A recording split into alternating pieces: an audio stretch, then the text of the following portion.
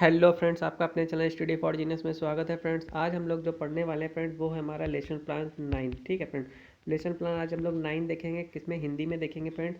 और हाँ फ्रेंड्स, हम लोग कितना कंप्लीट कर चुके हैं तो अभी तक की बात कर ले तो 8 लेसन प्लान हम लोग कंप्लीट कर चुके हैं। अगर फ्रेंड्स हम आपको 8 और ये वाला और टोटल ऑल सभी की PDF चाहिए तो लिंक नीचे डिस्क्रिप्शन बॉक्स में दे रखा है, वहाँ से आप डाउनलोड कर सकते हैं पूरी PDF। उस PDF में आपको मिलने क्या वाला है, तो आपको 20 लेसन प्लान मिलने वाले हैं फ्रेंड। ठीक है, ओवरऑल 20 लेसन प्लान आपकी एक पूरी PDF प्रोवाइड कराई जा रही है आप लोगों को।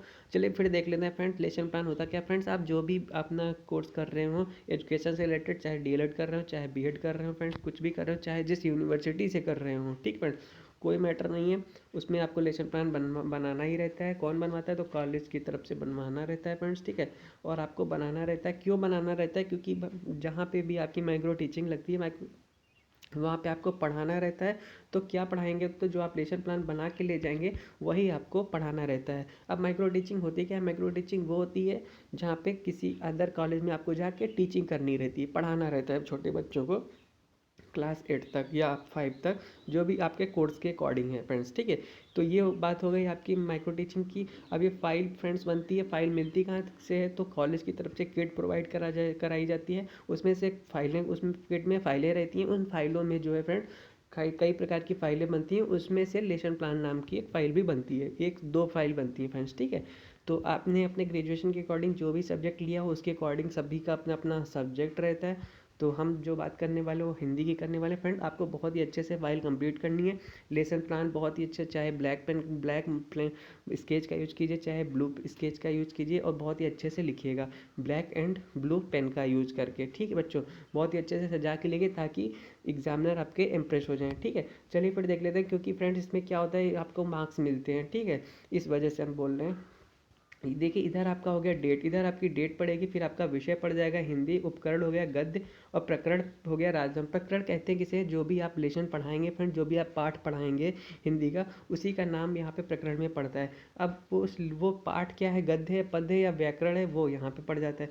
फिर आप हिंदी पढ़ाएंगे तो हिंदी हो गई। इधर आप कौन से क्लास में पढ़ा रहे हैं, ये आपको पूरा ब्लैक बोर्ड में, वहाँ जब जाएंगे पढ़ाने तो पूरा ये चीज़ आपको पूरा ब्लैक बोर्ड में लिखनी भी रहती है फ्रेंड्स। ठीक है, और यहाँ पे क्लास हो गई, फिर आपका टाइम हो गया कि एक जो कक्षा है वो कितने मिनट की है, और कौन सा कक्षा हिंदी का है, कौन सा घंटा हिंदी का चल रहा है, बात ये है। ठीक है, चलिए फिर देख लेते हैं थोड़ा।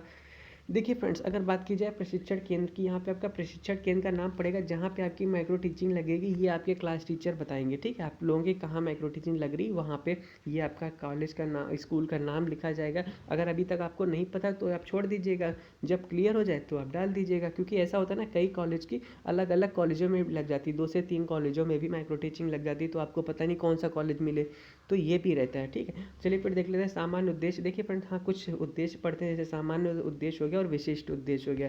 थोड़ा हेडिंग डाल के, पॉइंट्स डाल के पढ़ता है फ्रेंड। ठीक है, आप लोग जितना अच्छा और भी बना सकते हैं बना लीजिएगा। ठीक है, सामान्य उद्देश्य में ये 2 से 3 चीज़ें फ्रेंड्स लिख दीजिएगा, जैसे कि छात्रों को कल्पना शक्ति के प्रयोग के अवसर प्रदान करना, छात्रों को स्पष्ट एवं तर्कसंगत ढंग से विचार करना सिखाना, छात्रों में कहानी के माध्यम से सदाचार का भाव जागृत करना। ठीक बच्चों, ऐसे फ्रेंड्स लिख दीजिएगा।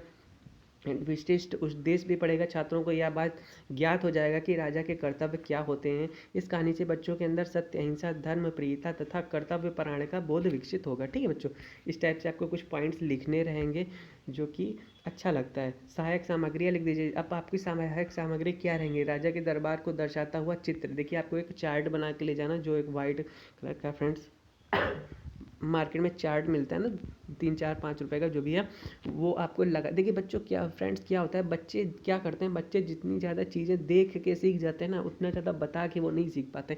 इस वजह से आपको कुछ ऐसी चीज़ें उस जो भी आपको लेसन प्लान पढ़ाना है उससे रिलेटेड आपको कुछ ना कुछ लेके जरूर जाना है कि बच्चे देख के सीख जाएँ। ठीक है,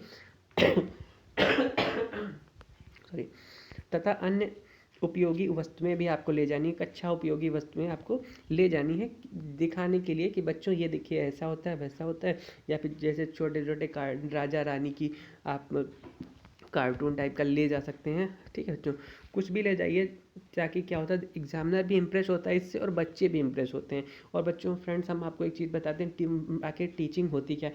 teaching is like a acting, ठीक है, हम हर वीडियो में ये बात बताते हैं, कहते हैं teaching is like a acting. Teaching क्या है, तो टीचिंग एक एक्टिंग है। आप वहाँ पे जाके कितना अच्छे हुनर आपके अंदर है, कितने अच्छे से आप एक्टिंग करके बच्चों को, देखिए पढ़ाने को तो कोई भी पढ़ा सकता है बच्चों, ठीक है, बट वो एक्टिंग से पढ़ाना ना बात अलग हो जाती है, इम्प्रेस छा जाता है सबके ऊपर, ठीक है। चलिए देखिए यहाँ पे क्या होता है, फिर शिक्षण पॉइंट डाल दिए जाते हैं।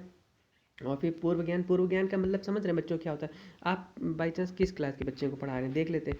आप पढ़ा रहे हैं 7th क्लास के बच्चे को आप पढ़ा रहे हैं, ठीक है, चलिए ठीक है, आपको पढ़ाना है 7th क्लास के बच्चे को। तो फिर बच्चा 6 पास करके आया है, तो आपको क्या करना है, आप 7th क्लास के बच्चे को पढ़ा रहे हैं, बच्चा 6 पास करके आया है, तो आपको क्या करना है, पूर्व ज्ञान वो करना है, कुछ आपको चीज़ें रिलेट करना है 6th क्लास के बच्चों को।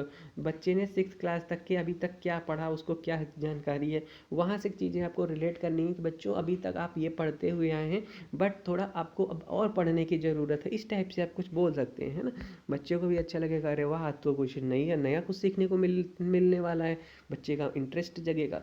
बच्चे को इंटरेस्ट के साथ में थोड़ा कॉन्फिडेंस लेवल आपका हाई होना चाहिए जब भी पढ़ाएं, और वॉइस आपकी क्लियर होनी चाहिए, प्रॉपर होनी चाहिए। लास्ट बेंच पे जो बॉयज़ बैठा है या गर्ल्स बैठी है, बच्चा स्टूडेंट्स जो भी बैठा है, वहाँ तक आपकी प्रॉपरली आवाज़ जानी चाहिए। ये नहीं कि सिर्फ आगे वाले बच्चों पे ही आप ध्यान दे रहे हैं, लास्ट वाले बच्चे सो रहे हैं, ऐसा कुछ नहीं होना चाहिए, ठीक है, प्रॉपरली। क्योंकि ये सारी चीज़ें नोटिस की जाती हैं जब आपकी माइक्रो टीचिंग होती है।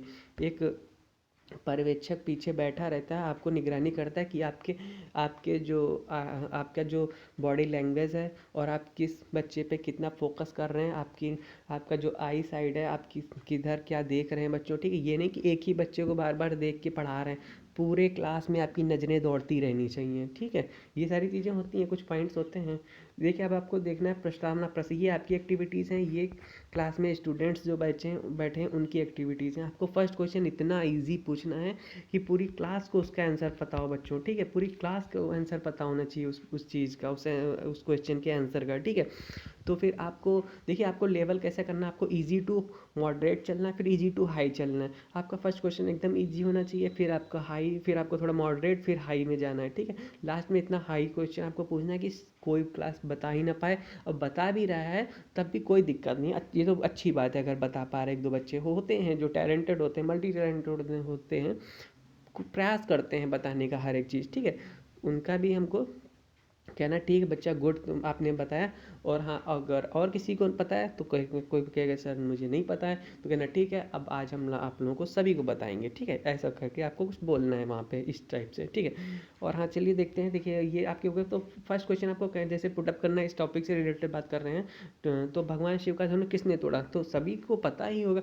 और हाँ आपको प्रश्न पूछने से पहले ये भी कहना है बच्चों, आज हम आप लोगों से कुछ क्वेश्चन पूछने जा रहे हैं जिसका आंसर आपको सामूहिक ना देके, मतलब पूरे इकट्ठा पूरे क्लास को एक साथ ना देके व्यक्तिगत देना है। व्यक्तिगत का मतलब पर्सनली देना है, एक एक बच्चे को देना है, और जिसको पता है वो अपना हाथ उठाएगा, हम फिर उससे पूछेंगे जिससे चाहेंगे, ऐसे आपको कहना है। ऐसे में बच्चों इसका प्लस पॉइंट है, देखिए इसमें में क्या होता है, अगर बाई चांस पूरी क्लास बच्चे बताने लगा और श्री रामचंद्र राम जी राम जी राम जी, है ना, पूरे क्लास में शोर मच जाएगा, और अगल बगल वाली साइड जो क्लास चलती हैं बच्चों डिस्टर्ब हो जाएंगी, ठीक है।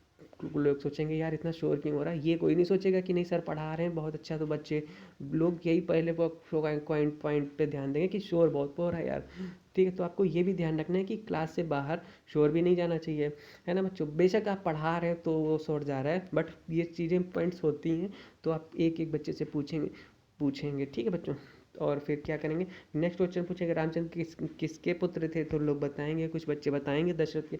दशरथ कौन थे, अयोध्या के राजा थे, कुछ बच्चे बताएंगे राजा के कौन कौन से कर्तव्य होते हैं। अब शायद ही कोई ये बच्चा बता पाए, ठीक है, बता भी रहा है तो अच्छा है, नहीं बता पा रहा तो आप बताएंगे, फिर कहेंगे ठीक है बच्चों आज हम इस बारे में चर्चा करेंगे। अब उद्देश्य कथन हो गया छात्रों, आज हम लोक जातक कथा से ली गई कहानी राजधर्म के माध्यम से राजा के कर्तव्यों के बारे में जानेंगे, इस टाइप से। फिर आपको प्रस्तुतिकरण बताना है, फिर आपको संकेत दे देना है, इस टाइप से, ठीक है। अब कहानी आपकी यहाँ से स्टार्ट होती है, शिक्षण बिंदु हो गया, फिर आदर्श वाचन हो गया, छात्र अध्यापक क्रियाएं, ये आपकी क्रियाएं हो गई, ये आपकी क्रियाएं होगी, एंड ये बच्चों की क्रियाएं होंगी। ये आपका ब्लैक बोर्ड है जो आपके बैक में है, वो ब्लैक बोर्ड आपका हो गया, ठीक है बच्चों। अब ये आदर्श वाचन कुछ क्वेश्चन पूछने हैं, फिर आपका अनुकरण वाचन, फिर कठिन शब्द हो गया बच्चों, ठीक है। इस टाइप से आपको लिखना है। एंड फिर क्या हो गया, ये देखिए आपका ब्लैक बोर्ड हो गया, ठीक है। आपको ये जो वर्ड लिखने हैं बच्चों ना, ये आपको ब्लैक बोर्ड में ही लिखने हैं, ठीक है बच्चों से। और लिखते टाइम बच्चों से ये भी कहना है कि बच्चों साथ साथ में नहीं लिखना है, जो हम लिखवा रहे हैं आप लोग बस, ठीक, आप लोग ध्यान दीजिएगा।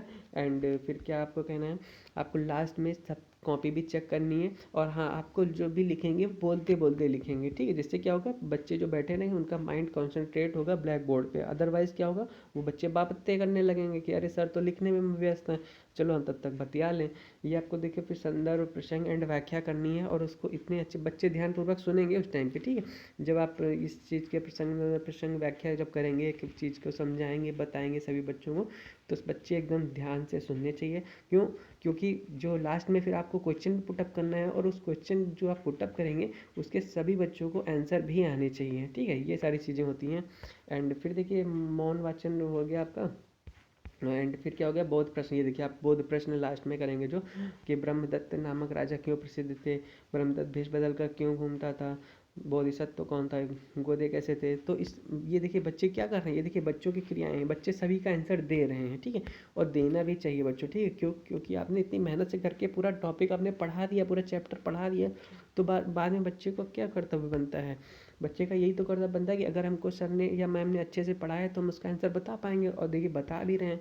तो ये चीज़ आपको इसी हिसाब से पढ़ाना है कि लास्ट में जो भी क्वेश्चन हम पूछें तो बच्चों को आंसर आना चाहिए। अगर वो नहीं बता पाए, इसका मतलब कि आपने फुल मेहनत से नहीं पढ़ाया बच्चों, ठीक है। क्यों, फिर वो एग्जामिनर जो आपका लास्ट में जो पर्यवेक्षक बैठे हैं वो समझ जाएंगे कि इन्होंने ध्यान से नहीं पढ़ाया, तभी तो बच्चे नहीं बता पा रहे हैं आंसर। तो इसी वजह से आपको बहुत ही कायदे से पढ़ाना है। अब देखिए आप ये लास्ट में जाते जाते ये भी दे सकते हैं, ये होमवर्क भी दे सकते हैं बच्चों, ठीक है, कि रिक्त स्थान की पूर्ति कीजिए, खाली स्थान भरिए, ठीक है। ये देखिए अब आपको लास्ट में ये होमवर्क आपका हो गया बच्चों, ठीक है। क्लास छोड़ने से पहले 2 से 3 चीज़ होती हैं, जैसे आपको होमवर्क देके जाना है, फिर आप क्या करेंगे, ये सब चीज़ें पॉइंट करके आप पूरे क्लास का चक्कर लगाएंगे कि किसने क्या लिखा, कॉपी एक बार देखेंगे बच्चों, ठीक है। कॉपी बच्चे लिख रहे हैं कि नहीं लिख रहे हैं, कौन क्या कर रहा है, ये आपकी एक्टिविटीज़ होनी चाहिए बच्चों, ठीक है।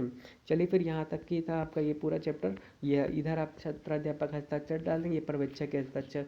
देखिए यहाँ पे किसके हस्ताक्षर होते हैं, जो आप लेसन प्लान बना के ले जाएंगे तो आपके जो क्लास टीचर हैं बच्चों, ठीक है, ये आपके क्लास के जो टीचर हैं, जहाँ आप लोग बीएड कर रहे हैं या डीएलएड कर रहे हैं, उनके साइन यहाँ पे होते हैं, ठीक है। और यहाँ पे किसके साइन होते हैं, जहाँ पे आपकी माइक्रो टीचिंग लगती है ना, वहाँ जो एग्जामिनर आपके बैठे होते हैं लास्ट बेंच पे, आपकी एक्टिविटीज़ देखते हैं, चेक कि आप कैसा क्या पढ़ा रहे हैं, वहाँ पे उनके साइन होते हैं, ठीक है।